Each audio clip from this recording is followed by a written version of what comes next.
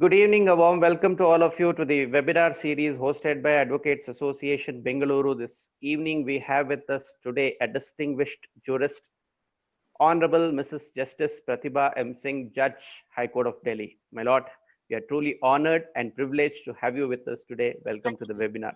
Thank you. Now it gives me immense pleasure to introduce today's speaker. Honorable Mrs. Justice Pratibha Singh completed her 5-year course from University Law College, Bengaluru. Her Lordship graduated as the first rank holder from Bengaluru University. Before being elevated to the bench, Her Lordship was a leading intellectual property lawyer in India. Her Lordship has the distinction of handling landmark matters in all areas of intellectual property laws, including patents, trademarks, copyrights, plant varieties, etc. As a managing partner of Singh and Singh law firm, Her Lordship advised clients and handled cases relating to commercial disputes, arbitration, telecom broadcasting laws, media laws, writs, education matters, etc. As an advocate, she has regularly appeared before the Honorable Supreme Court of India and Honorable Delhi High Court. Her Lordship was invited as an expert to present views to the parliamentary committees considering amendments to the IP laws. My Lords was designated as a senior advocate by the High Court of Delhi in the year 2013.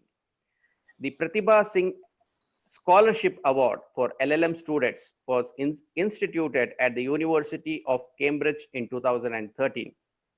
Scholarships are granted to the Indian students who have secured admission at Cambridge for pursuing their LLM course.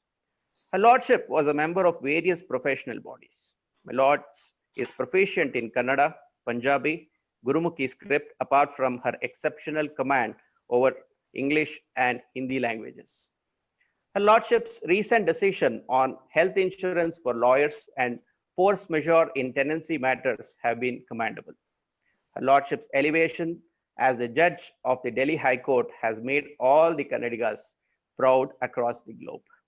My Lord, we are indeed honored to have your Lordships with us today. On behalf of Advocates Association Bengaluru, I extend a warm welcome to you. Over to you. ಈ webinar attend ಮಾಡೋರ್ಗೆ ಎಲ್ಲರಿಗೂ ನನ್ನ ನಮಸ್ಕಾರ. Thank you mister Ranganath ನನ್ನನ್ನು invite ಮಾಡಿದ್ದಕ್ಕೆ. I always take great pleasure. ನನಗೆ ಬೆಂಗಳೂರು ಬರೋದು ಅಂದರೆ ಇಟ್ ಇಸ್ ಲೈಕ್ ತಾಯಿ ಮನೆಗೆ ಬರೋಕ್ಕೆ ಅಂತ. But unfortunately, I can only come virtually and not physically right now. And it is my immense pleasure to speak to lawyers from Bangalore. ಬೆಂಗಳೂರಲ್ಲಿ ಇವಾಗ lockdown ಇದೆ ಅಂತ ನಾನು ಕೇಳಿದ್ದೆ. ಸೊ ನನ್ಗನ್ಸುತ್ತೆ ಎಲ್ಲರೂ ಅವ್ರ ಹೆಲ್ತ್ ನೋಡ್ಕೋಬೇಕು. It is very important. You should maintain the social distancing and all the other norms. ಇದು ಕಷ್ಟ ಟೈಮ್ ಇದು, ಆದರೆ we should keep ourselves busy. Families ಜೊತೆ ಚೆನ್ನಾಗಿ ಇಂಟರಾಕ್ಟ್ ಮಾಡಿಕೊಂಡು increase your knowledge by reading and do positive things like spiritualism, keeping physically fit. All this is very important during the lockdown time, and this could be long drawn. ಅದಕ್ಕೆ ನಮ್ದೆಲ್ಲ resilience test ಆಗ್ತಾ ಇದೆ ಇವಾಗ. ಈ webinars organise ಮಾಡೋದು it is a big effort for the organisers, and I think it's a very good effort by Mr. Ranganath and the Bangalore Advocates Association, because I know that this is not the only webinar you're organizing. A large number of webinars, I am getting the flyers every time from Mr. Ranganath, and various legal luminaries, judges, lawyers are all speaking in these webinars. This is an excellent way of ensuring that we keep our knowledge abreast during this time and do not only spend time seeing Netflix and Amazon Prime, etc., and movies, etc., or playing video games. So I think for younger lawyers, this is a good time to increase your knowledge base. And I did not know. Mr. Ranganath kept asking me what topic I should speak in. So I felt, we always speak about IPR in general a lot, regularly. And just one second.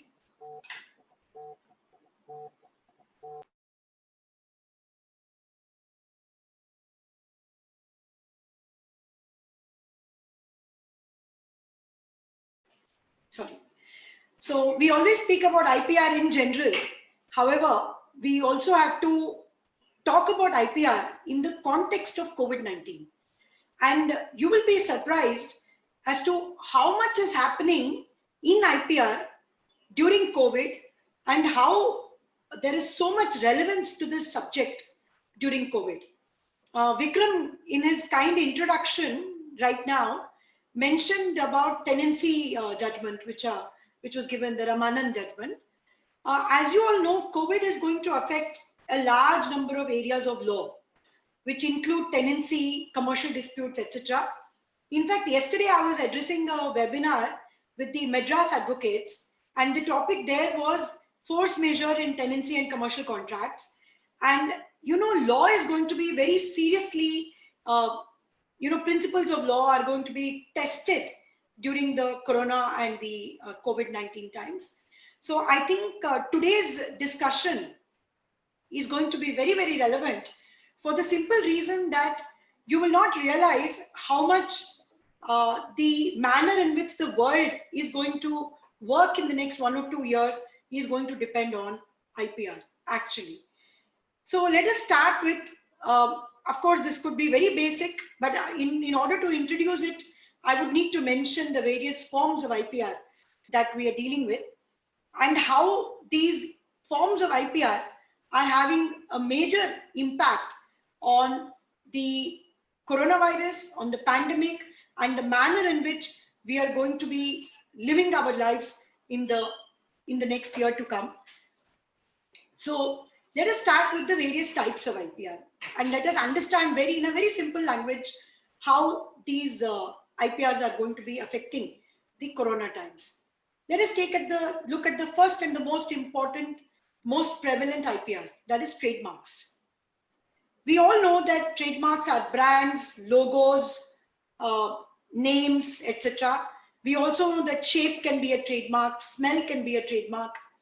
But how is trademark going to be affected in coronavirus and pandemic? There are recent cases which courts have dealt with. I don't know about Bangalore, but at least in Delhi, we have dealt with them. There are various medical products which are being counterfeited. Masks which are bearing trademarks which are not authorized. So there are a large number of counterfeit products which are now surfacing in the market, which do not have the same quality standards for us to be able to use them on a regular basis. So trademark cases, like for example, there was a Khadi Gramodyog case wherein Khadi masks were stated to be made out of Khadi, but they were actually not. So these kind of trademark usages are creating a large number of disputes for trademark owners and sellers, and courts would be dealing with them on a regular basis. Let us look at copyright. Copyright has a very major impact, especially because almost all the entertainment that we are getting today is on the internet or television or internet connected platforms. There is large amount of music which is being downloaded, large amount of movies which are being downloaded, and during this period you must realize that the regular sources of income for copyright owners have completely dried up. There are no performances taking place, there are no weddings happening, singers don't have a platform to sing, performers don't have a platform to perform. So everyone is shifting to the online platforms. During this period, therefore, there is a huge use of copyrighted works on the internet, and therefore there is also a need to build a consciousness to use proper legal sources for downloading of copyrighted works.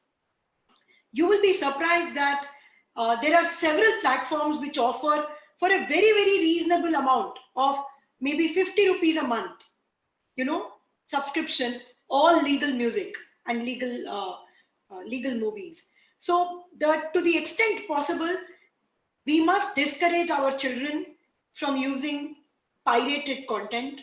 from downloading pirated content from the internet. Because what will happen is, if we do that, all our artists will be left with no revenues. It is only due to revenues which come from legal channels that they can earn, they can make their livelihood. So therefore, there is a very big need for us to be conscious of using copyrighted content. This is one aspect of copyright, use of music, films, etc. The other important aspect of copyright is the steps which have been taken by a large number of copyright owners to put their copyrighted works on the internet. You may have heard about our Attorney General, Mr. K.K. Venugopal, putting his entire library on the net, made available free of cost for everybody. So these are the kind of efforts that are being taken. For example, the Cambridge and Oxford publishers have put their entire libraries online. The Amar Chitra Katha, the Tinkle, various comics are available for children online for free downloading. So this is a very good opportunity for us to make our younger generation and our children and our family members to get used to legal sources of free content. This is the time to encourage copyrighted works to be used in a legal manner, and also access excellent books, excellent treatises, excellent legal related books, comics, various other sources of literature, etc. during this period in a proper and a free manner, because all these libraries have put their books online free for downloading by users. So this is the second aspect of copyright. This is the second most important IPR. Let us now come to designs. Designs are, given for aesthetic and products which look beautiful, which are, for example, dresses, for example, household furniture, or household decorative items, etc. We tend to buy all these products on e-commerce platforms. We should check the source of these products on e-commerce, because not all sellers sell legal and original products. There could be counterfeit products. An attempt should be made, and we should be conscious when we purchase these products to be able to get the original products and not counterfeited products. Plant varieties, of course, these are, this is a statute which protects plant varieties and seeds, and therefore protects farmers and seed owners. Then we have geographical indications, which is the 6th IPR. Geographical indications are like, for example, Mysore silk, Channapatna dolls, Kolhapuri slippers, Kanjivaram saris. These are all geographical indications. We should try and buy during the pandemic. When we go online, you will see a large number of these weavers, etc., are asking people to purchase their products so that they can send them to the purchasers straight away by courier or something. So we must encourage geographical indications which help communities to sell their products. You would be surprised that this is a time when these communities are losing their markets because they are not able to export. There are lockdowns, museums are not open, trade fairs are not being held. So therefore, during lockdown, the only way to purchase these genuine products is to look for them online and to make sure that we purchase the genuine geographical indication products so that these communities can still thrive and survive during such a difficult period. We then have, of course, semiconductor chips, which are a small area of IPR. We also have trade secrecy laws, which are not protected under statute, but by contract. But trade secrecy has become very, very important in recent times, because as even the IT industry must be seeing, or other industries, there are a large number of agreements which are entered into with employees by startups and big companies who want to keep their data as confidential, keep their customer lists confidential. So all this is governed by trade secrecy laws. So this was a broad overview of IPR in the times of COVID and how IPR, every kind of IPR is going to be affected.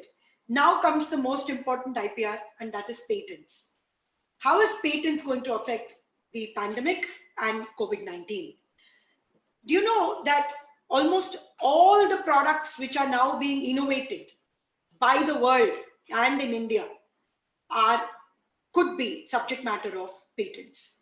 Whether they are diagnostic test kits, whether they are new types of masks, new types of ventilators, new types of oxygen, giving products, new types of PPE kits, new types of medicines, new types of vaccines, all of them are patentable products.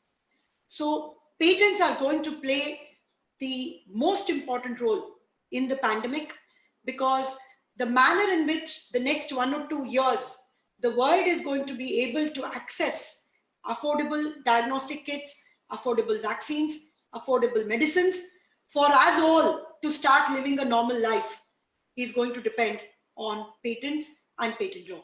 So therefore, IPR has an extremely important and significant role to play in human life in the next 2 years to come.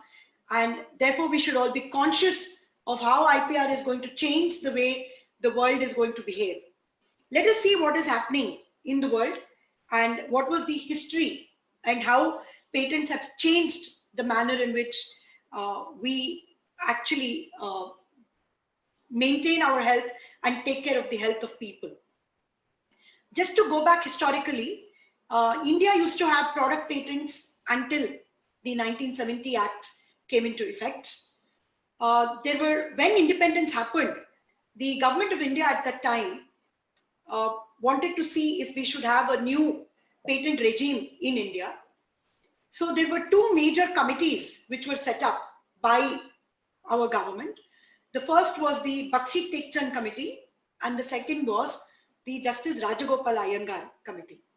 These two committees researched the patent law for the whole world, which was difficult at that time because there was no internet, there was no access to information. And these two committees submitted very detailed reports on how patent law should be in India. And these two committee reports led to what we call the 1970 Patent Act, which completely changed how India looked at health and pharmaceutical industry. The 1970 Act removed product patents for medicines and for food products. So under the 1970 Act, only process patents were permissible for food and medicines. This, therefore, from the 1970 till 1995, for 25 years, saw the growth of India's pharmaceutical generic industry in India.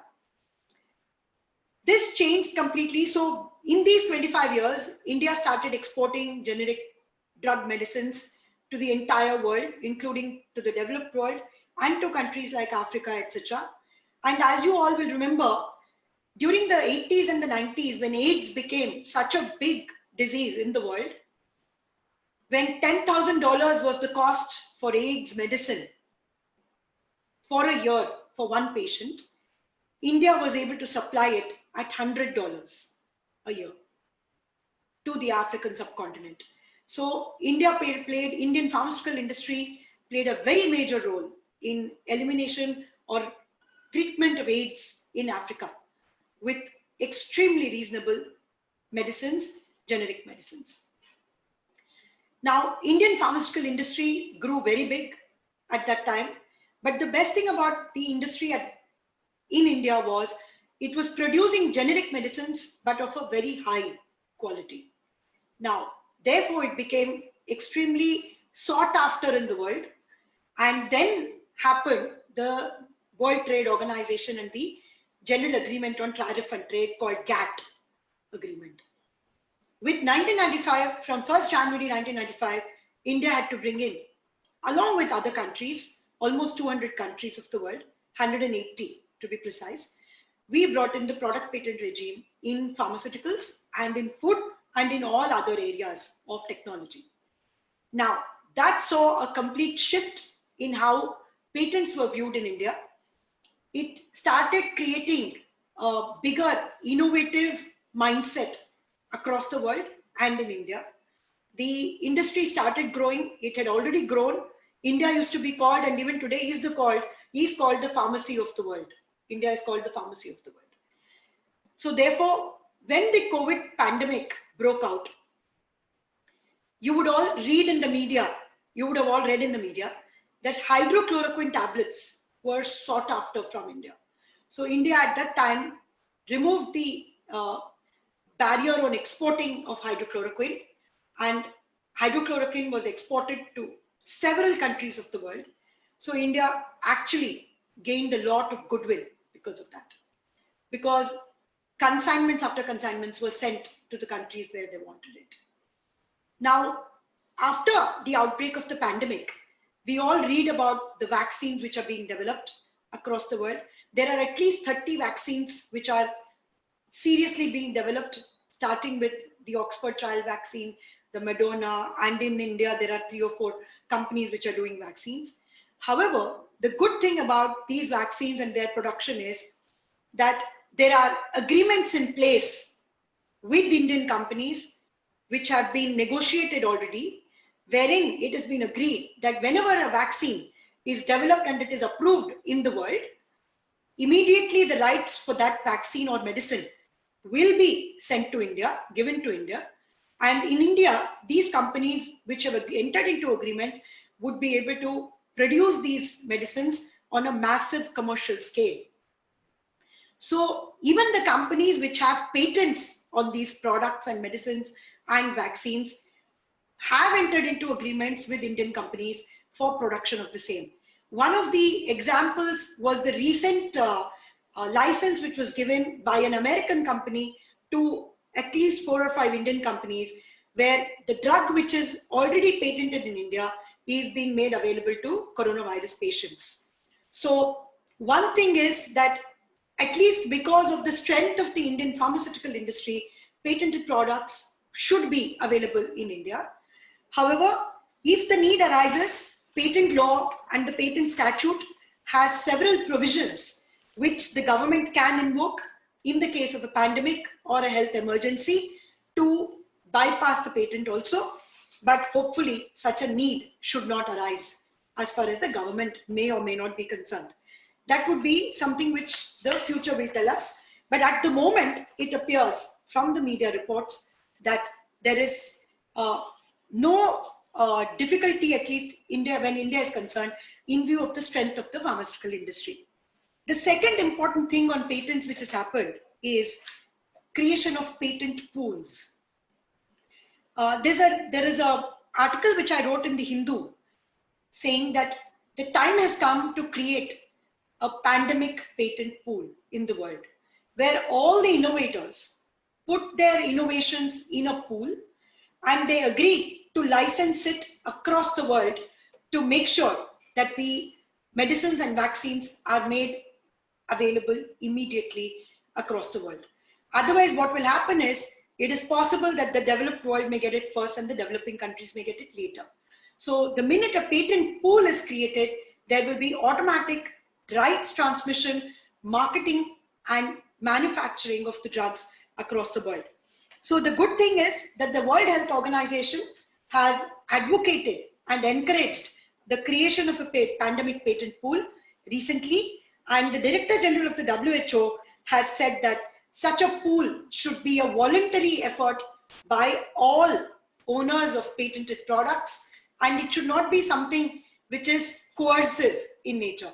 So if it happens in a voluntary manner, it will be very good. If owners come together and they realize that this is a pandemic that will actually destroy the world if they don't come together, they should put aside their commercial concerns and create pools so that the medicines and vaccines are made available immediately. The other good thing that has happened is also the open COVID pledge that has been taken by a large number of technology companies. These are multinational companies like IBM, Intel, Microsoft, Amazon, Facebook, Fujitsu, Uber, SAP, etc., who have created what is called the Creative Commons. That means these are commons. All their technology related to the pandemic would be available to the entire world to be used under the Open COVID Pledge. And this would then enable people to use their technologies and to make COVID products, pandemic products, and various other PPE kits, etc. on a royalty-free basis. They can use the technology. And there are other efforts by various governments, including the US, UK, etc. Some of the countries have actually come out with various laws, which are called COVID-19 laws. They then, under the COVID-19 law, they have actually, Canada is one of the countries which has done that. Under such a law, the government has the power to take any step which is required to ensure that there is proper health concerns of the citizens are maintained. And these laws have all been enacted after the pandemic has broken. And therefore, I think that this is a very important step which governments have taken in order to make sure that they have the parliamentary approval to take all steps that are required to ensure that there is access to medicines, access to PPE kits, access to all COVID-19 and pandemic related products without any barriers of IP whatsoever. The next thing that has happened is the use of artificial intelligence in the outbreak. And artificial intelligence has become a very important tool which is being used currently for the purposes of data mining and use of the same for research. You can imagine the amount of data that is being generated across the world, for example, in hospitals, in diagnostic centers, by doctors, by patients, by healthcare centers, etc. So this particular data is being made available for the purposes of research under what is called the research-based exception. Japan has come out with a specific law in this regard on artificial intelligence and data mining, and how this kind of law can help, how artificial intelligence can help in finding solutions to the problems which governments are facing. For example, you know, the migrant labor issue. If there was proper data available as to the number of migrants that were there, if there was proper data available on what is the kind of movement that they will be doing, all this can be tracked by artificial intelligence. And these artificial intelligence tools, Europe has come out with a specific directive. UK has a copyright exception created for use for research and non-commercial purpose. Japan has also created one. The WIPO has also made what is called a COVID pledge, by which they have made their search platform of patents completely free, and that can also be used by all researchers to access patented data and patent related data. And on a live basis, people can track all the patent applications that are being globally filed in relation to COVID-19 or for coronavirus. So all these are various efforts that are being made by governments, by companies, by lawmakers to ensure that the pandemic can be dealt with in an efficient and an efficacious manner to ensure that the citizens of the world are safe and IPR doesn't come in their way in creating problems for barriers or anything like that.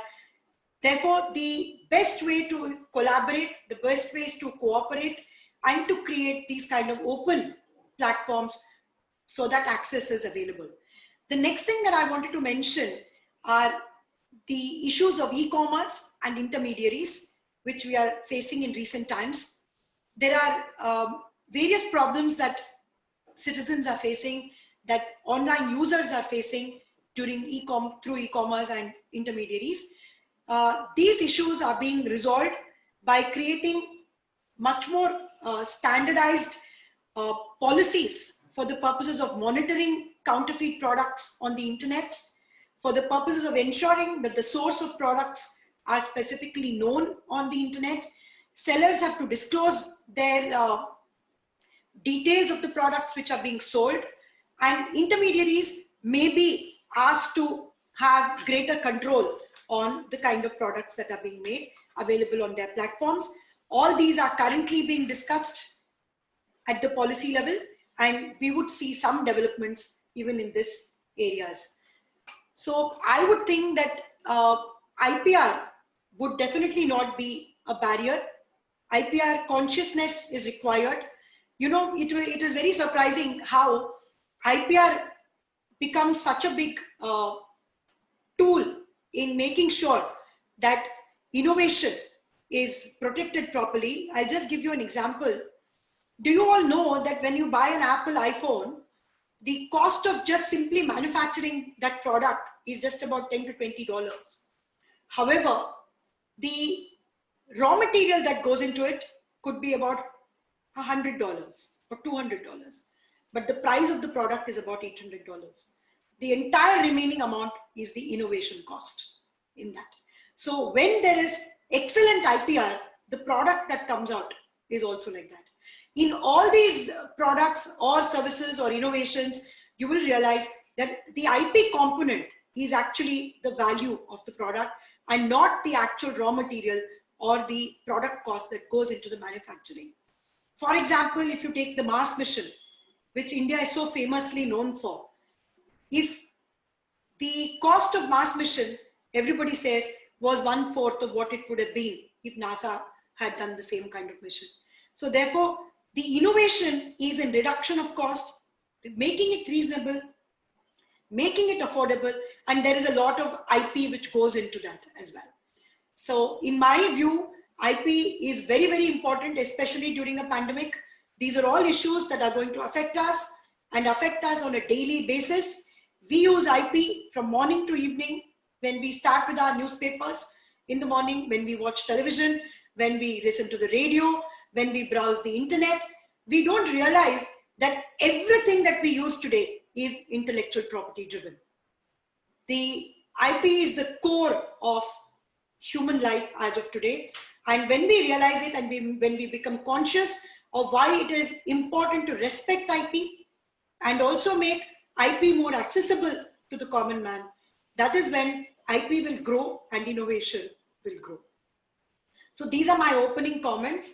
And I don't know if you would like to do any kind of what I'm saying, question answer or any interaction. I am open to that.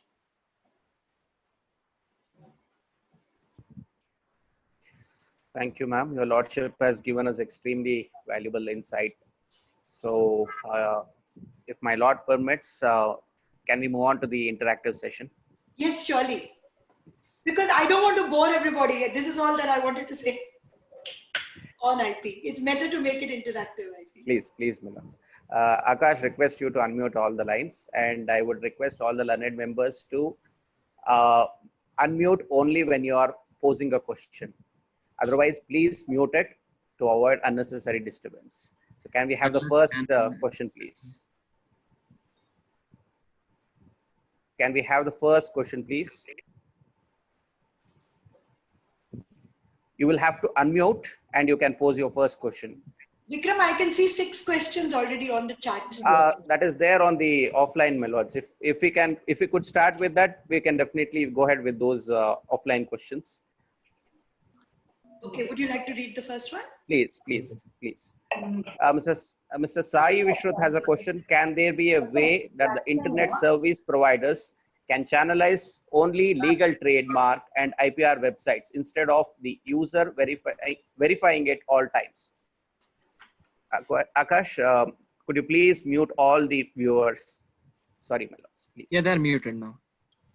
That's a very important question, and I think I referred to it right at the end in my talk.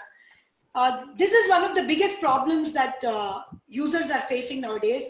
That there was a recent case in the Delhi High Court also, where one very luxury brand had filed a case against a website saying that our bags are very, very expensive, and we feel that this website is selling counterfeit products. So the courts are dealing with this issue on a daily basis, and the problem, I'm not sure if that's the problem. Intermediaries have their own, viewpoint on this under Section 79 of the Information Technology Act. Intermediaries are protected if they do not exercise control on an e-commerce platform.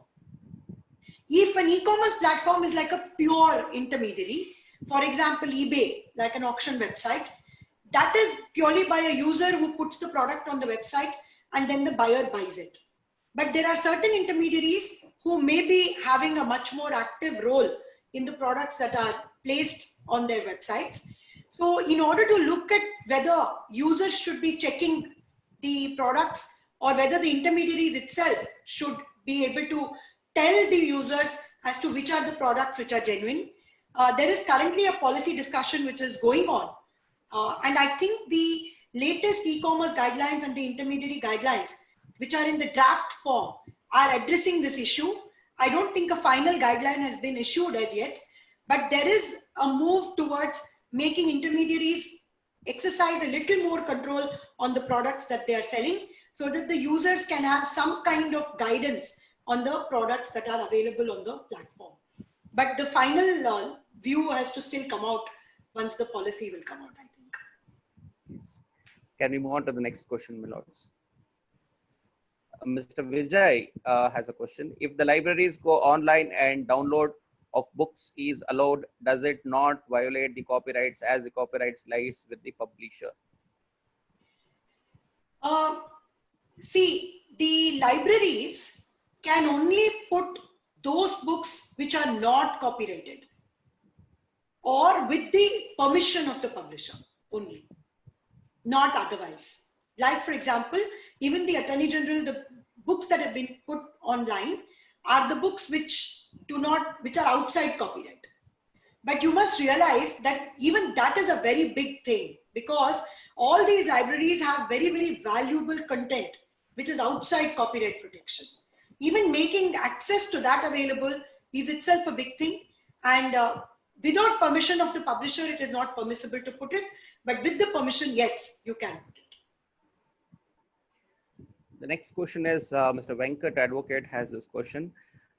It was very good information. What is the role of WIPO in IPR area? Okay. WIPO is one of the UN agencies which has been created for intellectual property. You can imagine how important IPR is, because the UN has a specific agency for that. Just like World Health Organization, just like UNESCO to protect culture, just like UNITAID for aid to developing countries, WIPO is a UN agency. It's the World Intellectual Property Organization. It creates the first and the foremost role of the WIPO is to bring policy of WIPO of intellectual property on a global scale for it to be discussed. Almost all the major treaties and conventions of intellectual property are negotiated on the platform of WIPO. WIPO in recent times also plays a very important role in patents and patent registration. They monitor the Patent Cooperation Treaty registration office. So any patent, if a person wants to file a patent, instead of filing in every country, you can file with the PCT office in WIPO. Once they generate a search report, then you can decide in which countries you are likely to get a patent, and then you can enter those countries. So WIPO is playing a very major role in patent registration. It is also running what is called an arbitration center and an online mediation center. They run one of the biggest online dispute resolution for domain names. It is a very efficient domain name dispute resolution center where you can, suppose someone's domain name has been copied, you can actually file a complaint and you will have an order within 3 months. It's an online resolution where all internet companies are attached to the WIPO, and an order coming from the WIPO has to be enforced by those internet companies. So WIPO is playing a very important role. Right now, WIPO is also tracking all the coronavirus related patents, etc., and is working closely with the World Health Organization also. Mr. Rajesh has the next question. Innovation is reduction of cost is a misnomer in our present market, wherein innovation is used to maximize profits. For example, Apple phone.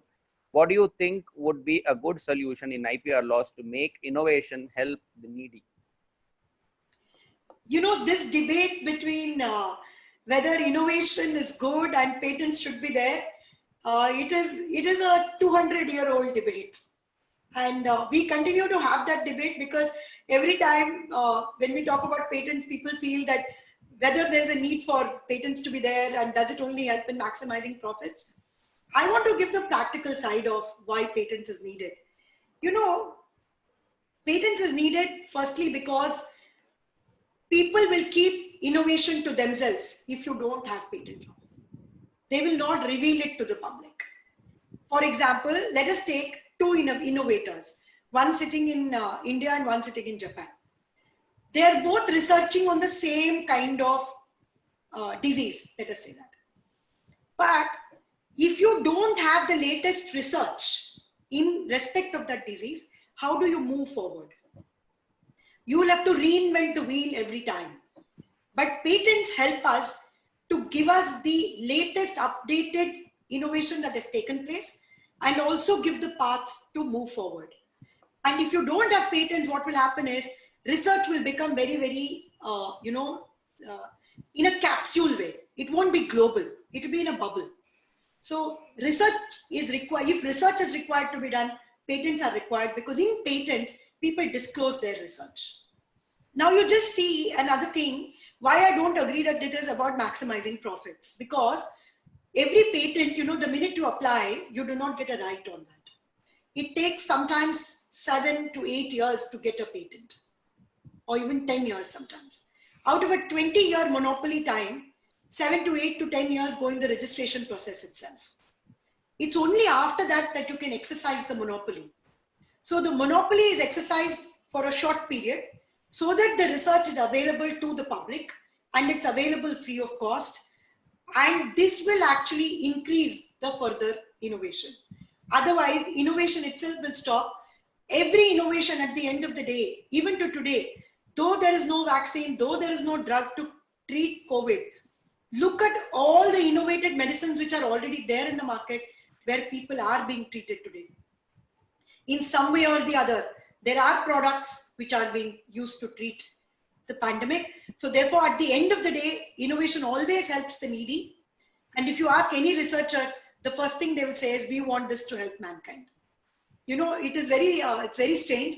Once I was cross-examining a witness in a patent matter, which was for a cancer drug. And he was a UK doctor who was practicing in cancer medicine.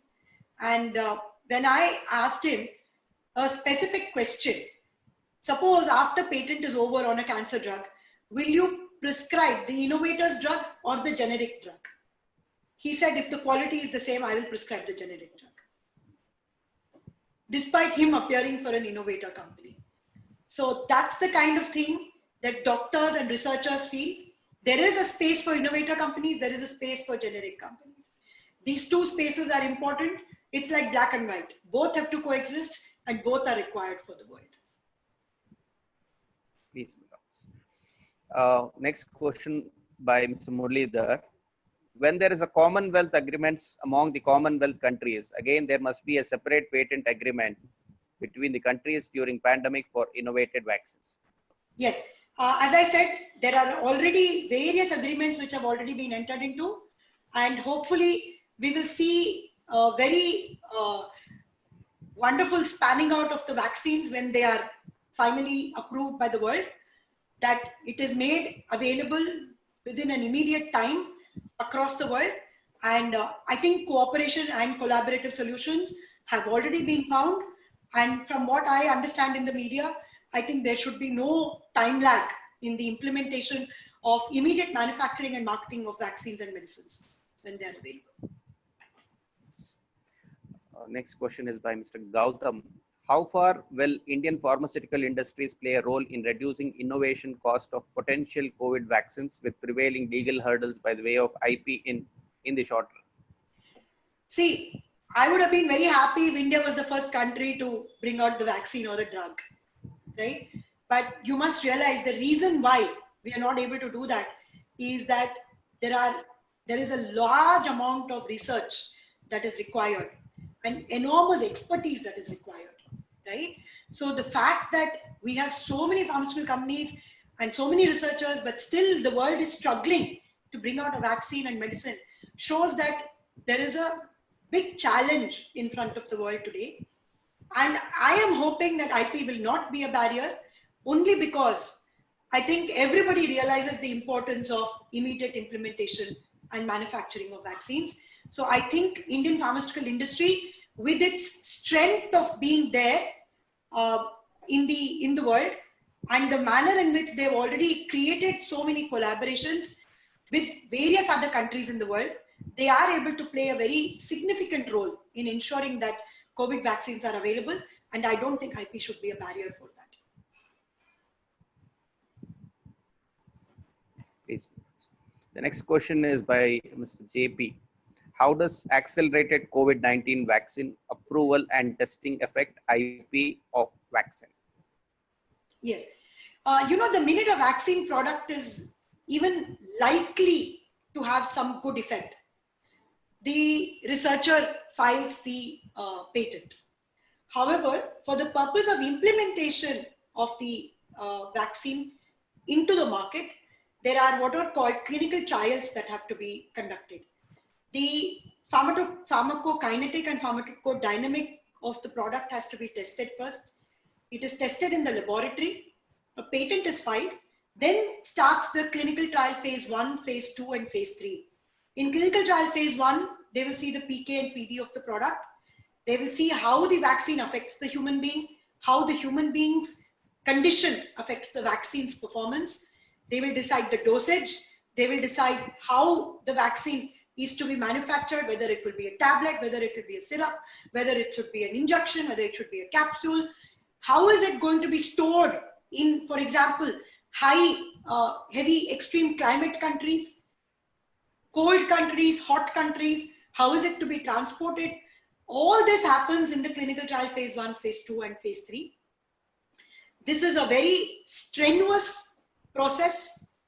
The safety of the drug has to be absolutely sure. We do not want the situation where the vaccine creates side effects for people. There can be side effects for pregnant women. There can be side effects for people with blood pressure, side effects for people with diabetes. So the human patient sample on which the vaccine has to be tested is very, very large. And only then, once the safety, efficacy, dosage, everything is established, only then the vaccine can be taken out. So the patent is only just one part of it. The remaining part is the clinical trial, then the manufacturing, and then the marketing and the selling of the product. Please, Milords. The next question is by Dr. Jyoti Vishwanath. During pandemic, much of the teaching materials are directly referred from internet like websites, YouTube lectures, how to resolve IPR violation issues since it is COVID situation and internet is the only easy available source. Yes. So on the internet, there are various platforms on which you can legally access IPR protected works. So there is no problem. If you are watching YouTube, I'm sure if as per their own policy, they cannot have IP violation YouTube videos. So I think so long as you access all information through legally channelized platforms, it's fine. Please do not use illegal platforms or rogue websites, because they can really create problem for you also and for your computer also. So I would think that as long as you use legal platforms, you're fine on the internet. Please, Mr. Jagrat has the next question. Is there any measure or clause on reduction in innovation cost to reduce the product cost so that the public at large are affordable to buy new innovated products? I really think that more and more digital innovation has made the products very reasonable. I remember a time when I used to buy a DVD for 700 rupees, right? An original movie DVD, I bought it for 700,000. If it's a Hollywood movie, it would even be 1200 rupees. However, today, if you go on Netflix or Amazon Prime or any DVD product in the market or any other source of, legal copyrighted content, for 1200, you can actually buy a 6-month subscription, I think, if I'm not wrong. So digital innovation has made copyrighted content much more accessible to the common man. And I think this will also happen in the field of medicines. As I said, India produces the maximum amount of reasonable medicines at a high quality. And if there is any IP, patent protected product, which is not being made accessible, then the government has the right to issue a compulsory license and say that this product cannot be sold at a higher product, like for example, a vaccine or a medicine. But I think with constant innovation, IP protected works have become much more reasonable for the common man. That's my view. Yes, my lords.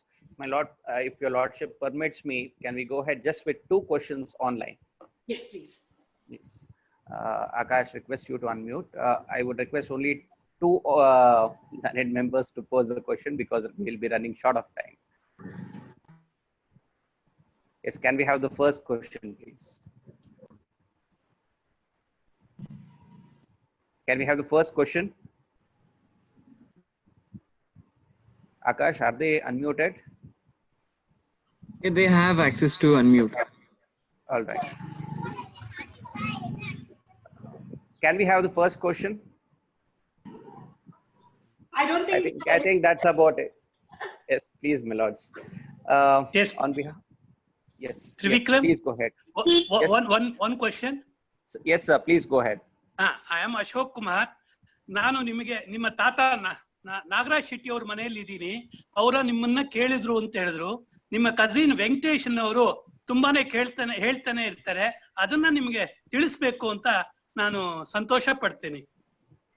ನಾನು ಅವ್ರ ಮನೆಯಲ್ಲೇ ಇದ್ದೀನಿ. Thank you so much. Nagaraj ತಾತ ಅಂತ ಕರಿತೀರಿ ನೀವು. ನನಗೆ I know. Venkatesh ಬಂದು ನಾನು ಹುಟ್ಟಿದ್ದು ಬೆಳೆದಿದ್ದು ನಮ್ಮ ರಿಲೇಟಿವ್ಸ್ ಎಲ್ಲರೂ ಬೆಂಗಳೂರಲ್ಲೇ ಇರೋದು. ಸೊ ಐ ಆಮ್ ಶೂರ್ ಇಲ್ಲಿರೋ ಆಡಿಯನ್ಸ್ ಗುನು ಗೊತ್ತಿರುತ್ತೆ. ನನ್ನ ಫ್ರೆಂಡ್ಸ್, ನನ್ನ juniors, you will see in I can see a lot of them here on the panel also, including Gautam and everybody. I just saw Anu on the panel.